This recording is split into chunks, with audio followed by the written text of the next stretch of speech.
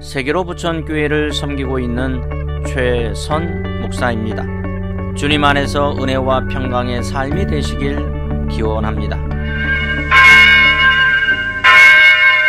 해마다 맞이하는 강복절이지만 그냥 단순히 기념식이나 고향하고 가족과 지인끼리 놀러가는 날로 보낼 것이 아니라 우리에게 자유와 해방을 허락하신 하나님께 감사하고 강복의 진정한 의미를 되새겨야 합니다. 우리나라와 이스라엘은 닮은 점이 매우 많습니다. 우선 두 나라 모두 역사적으로 주변 강대국으로부터 압제받은 경험을 가지고 있었습니다. 이스라엘은 지정학적으로 유럽과 아시아와 아프리카의 연결 지점에 위치해 있어서 열강들에게 지배되어졌습니다.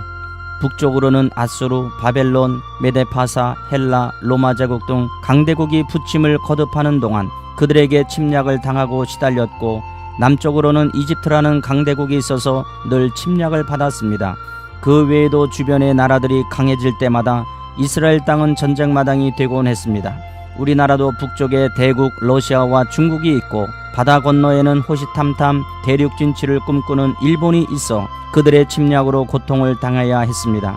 특히 우리가 직접 치룬 전쟁은 아니었지만 러일 전쟁, 청일 전쟁 때에도 우리 한반도는 그들의 전쟁 마당이 되어 엄청난 피해를 입었습니다.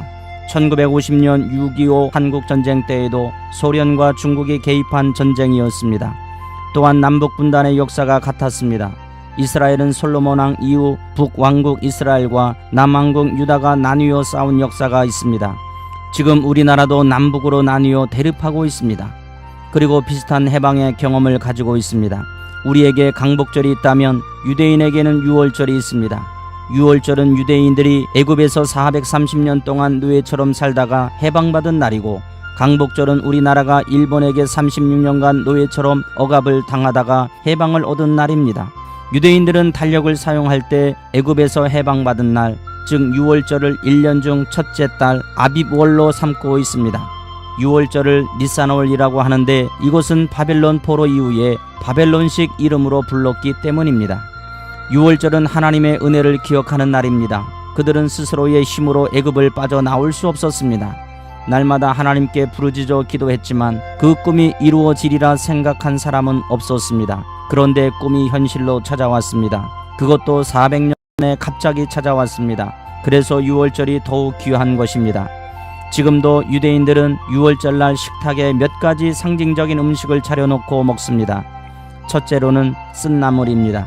이것은 과거에 쓰디쓴 역사를 되새기기 위한 것입니다. 유대인들은 쓴나물을 씹으면서 과거에 이집트에게 종살이했던 때를 기억합니다. 둘째로는 효소를 넣지 않는 무교병입니다. 이것은 애굽에서 급하게 나온 것을 상징하는 것으로 유대인들은 이 떡을 먹으며 고생하던 날들을 되새깁니다. 셋째로는 삶은 달걀입니다. 유월절날 식탁에 삶은 달걀을 내놓는 이유를 어느 납비는 이렇게 설명했습니다. 모든 식물은 말랑말랑하고 연하다가도 열을 가하면 굳어집니다. 유대인들도 열을 받으면 더 강해지고 굳어집니다. 그것이 유월절날 삶은 달걀을 먹는 이유입니다. 다소 해이졌다가도 고난에 처하면 강해지는 민족이 유대인들입니다. 마지막으로 넷째로는 아라자라는 쓴 음료입니다. 유대인들은 식사의 마지막에 아라자를 마시면서 우리는 끝내 승리한다는 믿음을 재확인합니다. 우리는 이스라엘 백성들이 겪는 고난의 세월에 비하면 10분의 1밖에 안 되지만 우리도 그들 못지않는 수모와 고난을 많이 겪어야만 했습니다. 아무리 억울하고 힘들고 고달파도 우리의 힘으로 일본을 몰아낼 수 없었습니다.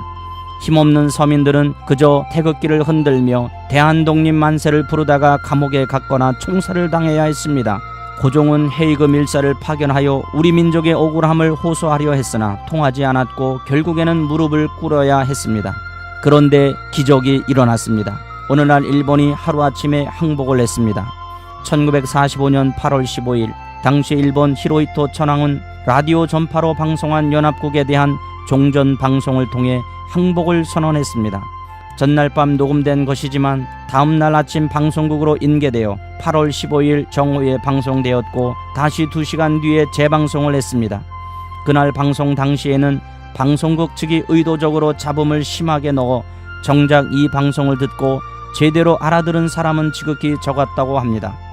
아무리 규모한 방법으로 패전의 부끄러운 소식을 숨기려 해도 결국 일본은 패망했고 우리는 해방을 맞았습니다. 그러나 강복은 우리의 힘과 능력으로 한 것이 아닙니다. 독립군들이 활동을 했지만 스스로 독립을 쟁취하기에는 너무 힘이 미약했습니다. 오히려 백성들은 태평양 전쟁이 일어나자 전쟁터로 끌려가서 일본의 총알바지가 되어야 했었고, 젊은 여자들은 정신대로 끌려가서 수모를 당했고, 일본의 군수물자를 지원하기 위해 부엌에 있는 녹그릇까지 모조리 갖다 바쳐야 했습니다. 그러나 하나님이 역사하셨습니다. 하나님의 도우심으로 이스라엘 민족이 출애굽을 한 것처럼 우리도 하나님이 도우셔서 일제 치하에서 해방을 맞았습니다. 유월절과 강복절의 공통점은 해방과 하나님의 은혜라는 점입니다. 따라서 우리는 이날 강복절을 잊어서는 결코 안 될 것입니다. 사랑하는 극동방송 가족 여러분, 우리에게는 잊어야 할 것과 잊지 말아야 할 것이 있습니다. 하나님은 영원히 유월절을 기억하라고 출애굽기 12장 24절에 말씀하셨습니다. 쓰라린 개인의 역사, 가정, 공동체, 무엇보다도 민족의 역사의 교훈을 결코 잊어서는 안 됩니다. 과거에 있었던 슬프고도 치욕적인 역사의 교훈을 잊는 민족에게는 미래가 없습니다. 강복절을 맞아 우리는 잊고 있었던 그날에 다시 한번 하나님의 은혜를 감사하고 역사의 교훈을 상기해야만 할 것입니다.